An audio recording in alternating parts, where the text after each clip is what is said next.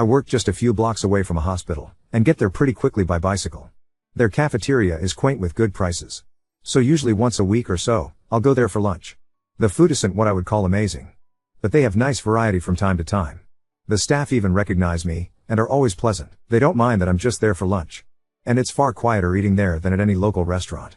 I'm on the spectrum, and don't like loud noises. So the quiet lunches in this place are a godsend for me some days. Recently my sister found out I've been eating at the hospital. And went off on me over how hospital cafeterias are only supposed to be there for people who are at the hospital because they need to be. I retorted that I was giving them business, and it's not like I was taking food out of the mouths of patients. And I only went once a week. So what was the big deal? But she still insisted I was wrong. Then she got our parents involved, and they're siding with her. They are telling me I should only be eating at the hospital if I had an actual reason to be there. I told them they were all crazy, and it was just normal food that I was paying for. But now because neither they or I are backing down, I'm torn. Ida for going to eat lunch in a hospital cafeteria once a week just because I work nearby? Edit, thank you for all the comments. I will make this a hill to sit on if I have to now. I really apologize for the length of this post. But writing down all the details took way longer than I thought. And this situation was downright crazy. I never thought my sister would do something like this. Not too long ago I, 23 meters, posted in r/Ada for advice because my parents and sister were angry at me for regularly eating in a hospital cafeteria because it's close to my work. I enjoy the peace and quiet there on the days I do show up to eat. But this situation escalated so radically, that I can't believe something so dumb actually happened. My sister did the pettiest thing she's ever done to me.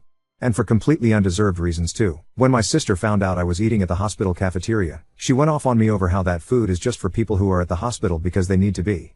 We ended up in a big argument about it in which I told her it wasn't like I was taking food from the mouths of patients. Then she went to our parents to get them on her side like always. And they immediately sided with her just like I thought they would. They backed her up on how the hospital cafeteria was not a place to go eating casually. And we had a big argument. They spent days hounding me and telling me I was wrong, and demanding I stop. So I went to Reddit. And here I learned that not only was I not doing anything wrong, but it's a very common thing for people to go eat at hospital cafeterias just because they like it. I hoped the situation would just fade away, but a few days later, my sister called me asking if I had stopped eating at the hospital. I said no. And then it started all over again. My parents then called me fuming and acting like I was supposed to stop going because they said so. I reminded them that I don't live under their roof anymore. And this is exactly the kind of reason why I moved out. They take my sister's side in almost everything. They huffed and puffed about it. This time the fight didn't stay at home though. Other relatives found out because my sister tried to broaden her support. She was so dead set on enforcing her will upon me, that she went looking for help from other relatives. But our parents were the only ones on her side. And my uncle personally admonished my parents and her over the phone for it once I told him what actually happened. He told them they were only siding with my sister because she's their favorite. And they're terrible parents for ever playing favorites to begin with. Then cousin went to eat with me at that hospital cafeteria, and said he'd like to go there once this week too, as he also works nearby and bicycles everywhere. We've run into each other at lunch there once already since then. He was actually rather pleased to find out the food was made healthier than most other places. He's a bit of a picky eater. So this place is kinda like his new lunch hangout. And my sister got even angrier after finding out there were other people in the family eating at the hospital now too.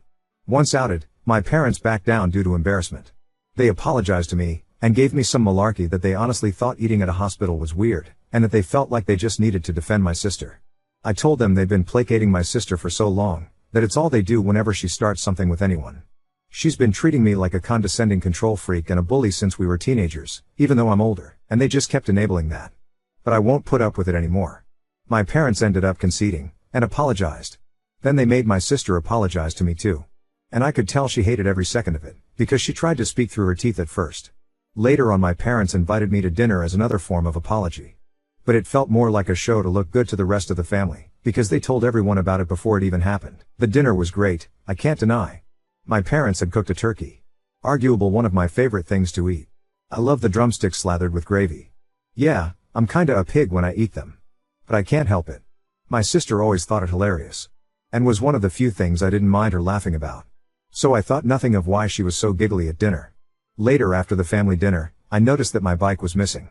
I'd parked it in the backyard out of sight, but it was just gone. I freaked out because it's my only mode of transportation. My parents did panic a bit with me. But my sister seemed just the opposite. She actually looked happy and was still giggling. I immediately suspected her, and she played innocent. She even gave the "I can't believe you'd think I'd do something like that" line. I already knew she's extremely petty. But this was a whole new level of it for her, so I said that I was gonna go over to the neighbor because I know they have cameras, and they'd have seen what happened. and then I'd call the cops. My sister suddenly looked panicked, and I got mad and said I knew it was her. And demanded my bike back. She started crying and saying she didn't do anything. And our parents were immediately taking her side while scolding me for daring to accuse her. So I had enough and said I was going to the neighbors to ask to check their cameras, and then I'd be calling police. My sister finally fessed up and called me to come back. The looks on our parents' faces after they just defended her were priceless. My sister said she was just so angry at me for having made her apologize for something she still believed she was right about. So she planned to have a couple of her friends to come and grab my bike during dinner. She said her friends were in a minivan with it just down the street. She then started saying that I couldn't call police on her anyway, because I'm her big brother. Our parents backed that up too. But I pulled out my phone and started marching outside again. They ran after me with my sister begging and crying for me to stop. I called her a brat.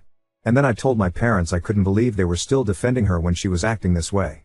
Our parents finally hit their enabling limit with her and told her to make her friends bring my bike back, immediately. She got on her phone while sniffling and called her friends up. But then she suddenly ran into her room to talk to them. I couldn't hear a thing she said through the door because it was all in whispers. And our parents looked very worried too.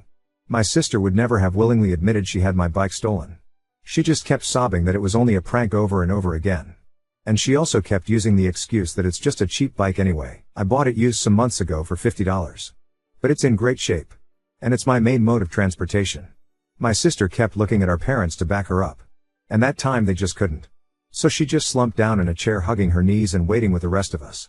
My sister looked increasingly freaked out the longer her friends took to bring my bike back, and was repeatedly texting them. Even though my sister said her friends were just down the street, it took them roughly an hour to bring my bike back. They finally pulled up in the minivan with my bike shoved in the back. And it was completely soaked and all muddy. Like it had just been pulled out of a wet muddy ditch. The bike is a 700C, so it's too tall for either of them to ride. So they just drove right up and stole the bike by dragging it into the van as fast as they could before taking off. I say they stole it because I was almost certain in the moment my sister had told them to dispose of my bike. Had I not pointed out the neighbors have cameras, I may not have gotten it back. When her friends did finally arrive, their legs were all muddy and wet nearly up to their knees. They both begged me not report them to police for taking the bike. I asked while recording them to tell me the truth, and pointed out the neighbors have cameras. Did my sister want them to get rid of my bike? They broke down and said yes, my sister wanted them to take the bike and dump it in a pond a few miles away. And they had to go back and get it when they realized they were caught. My bike had been near completely submerged in muddy water. Thankfully I didn't have many added accessories on it other than a detachable headlight and my water bottle. But the water bottle was missing. I wasn't surprised by what my sister's friends told me, and I had them tell our parents too. They laid into my sister till she was bawling on the floor kicking and pounding like a toddler. I had never seen my sister act that way since she actually was a toddler. And I found it mortifying she was still like this on the inside. Then she shut herself in her room. Her friends were banned from ever coming to my parents' house again. Then my sister was forced to come out of her room by our mother, and make another big apology to me. Our father then forced her to wash and oil my bike from stem to stern under his supervision while I took apart the headlight and cleaned it out to dry it. By the time my sister was done, it was dark outside. She glared at me like I was the devil when she came back in the house. But our parents shut her attitude right down, and said they've never been more embarrassed by her in their lives. She went back to crying in her room. I had a very frank discussion with my parents about my sister's childlike behavior. And how it stemmed from their spoiling and enabling. I said I couldn't believe I had to be the voice of reason.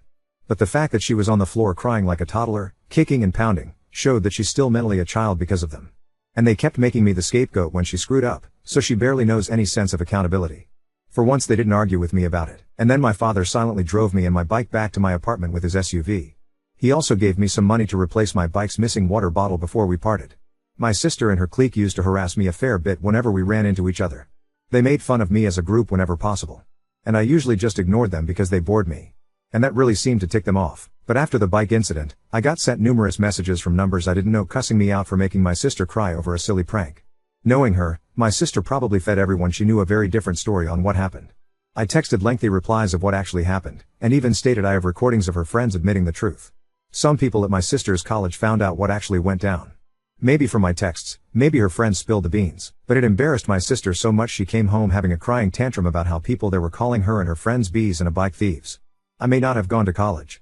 But I know students who need them are very protective of their bikes. A lot of them live on shoestring budgets after all.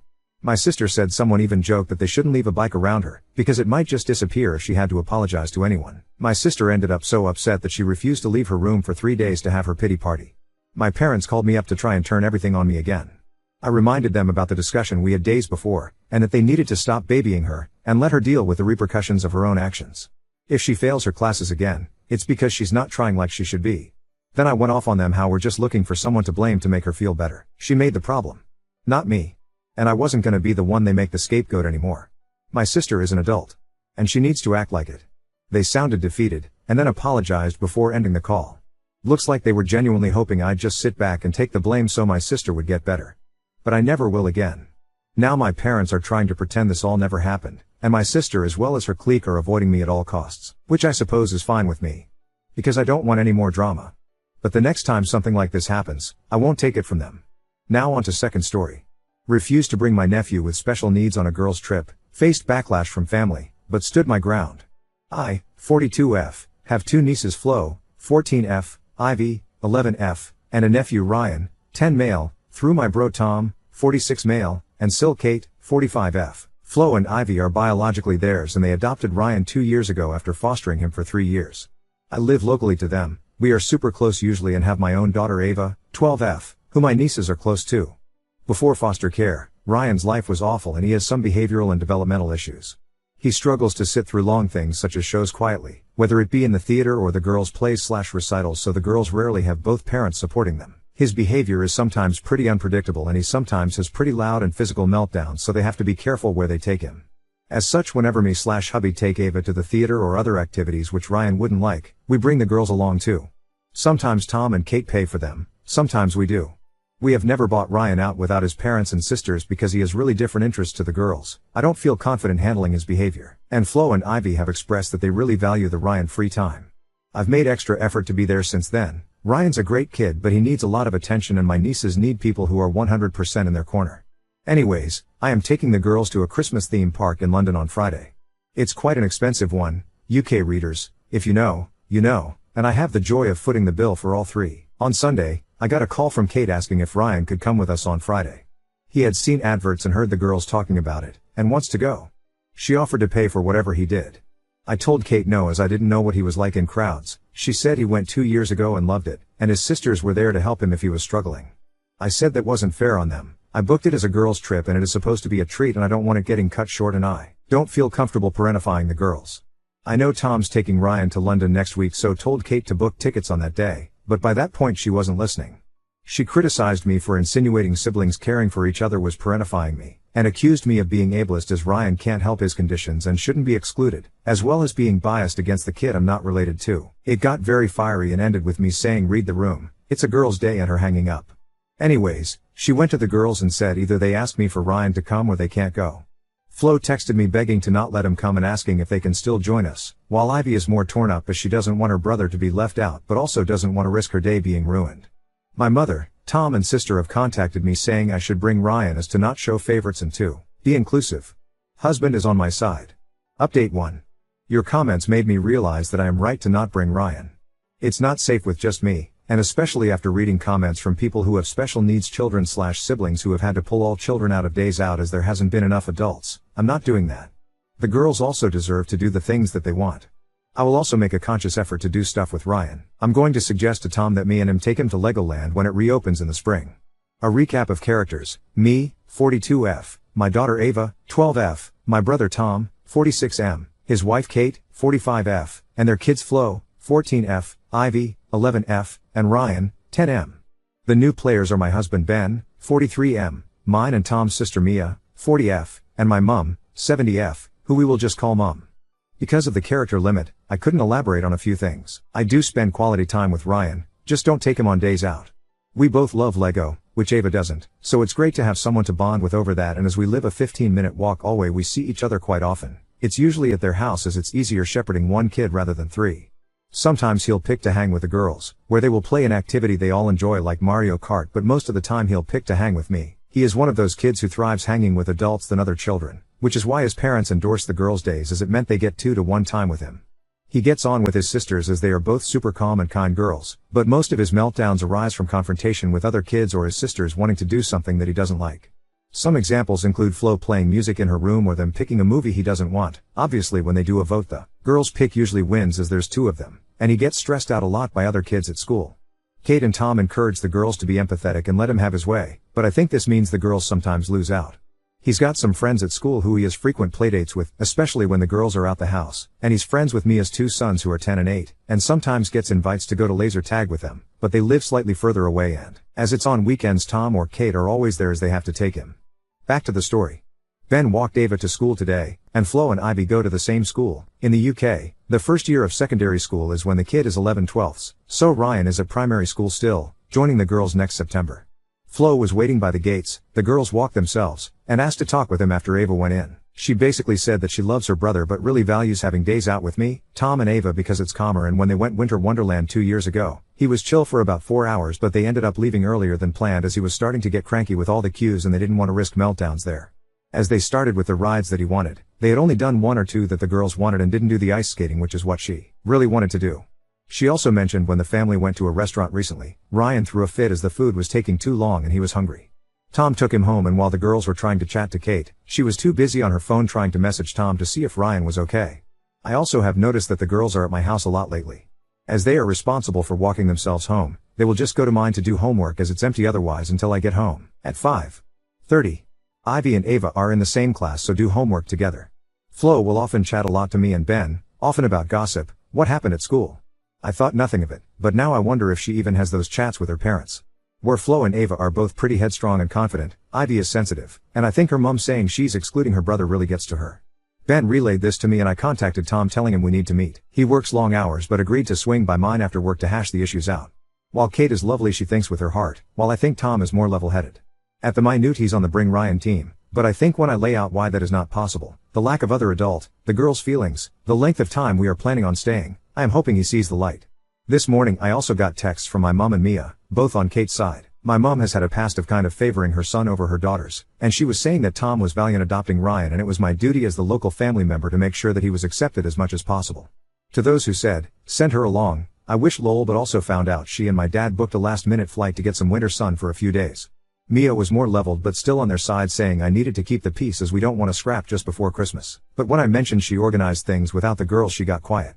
I also found out she is also the designated Ryan babysitter for that day, so thinks she might be trying to pawn him off on me so she doesn't have to come over. She lives a 45 minutes drive away and her kids are driving down to hang with Ryan in his house and in the local area as Kate works in our town so is close by if there is an emergency. I was thinking about asking my sister if her and the boys wanted to come, but as her boys are younger I would be scared of the girls being overshadowed and I'm not sure we can manage 6 kids between the 2 of us at Winter Wonderland. Her youngest is also not the height requirement for a lot of the rides the girls want to do as he's pretty short for his age. It also takes away from the girls' day. They've really talked a lot about it and I don't want them feeling awkward about doing something, because Ryan doesn't want to. Maybe we can come again next year when we have all 6 parents available, so more flexibility, but for now, I think it's safest going with the girls only. I am slightly concerned that with the way Kate is behaving she might tell me not to come and drop all 3 at mine on Friday, but Ben, WFH, says he will babysit if need be. Ryan really likes him, and I think he would prefer playing on Ben's PS5 to the theme park anyways. I don't want it to come to that as it's cruel to tell the kid he can't come when he's at my door but wouldn't know what else to do. I am pretty nervous about how my brother will react, especially to Flo talking to Ben, as I really don't want to fight or her to get in trouble.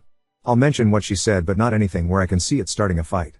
Ben told her to speak to her parents too, so that may be happening, but I think it would just be her as Ivy is very timid and doesn't want to make her parents sad. I don't want to be cut off from my nieces as I love them a lot and know they love their cousins, so really want to resolve this.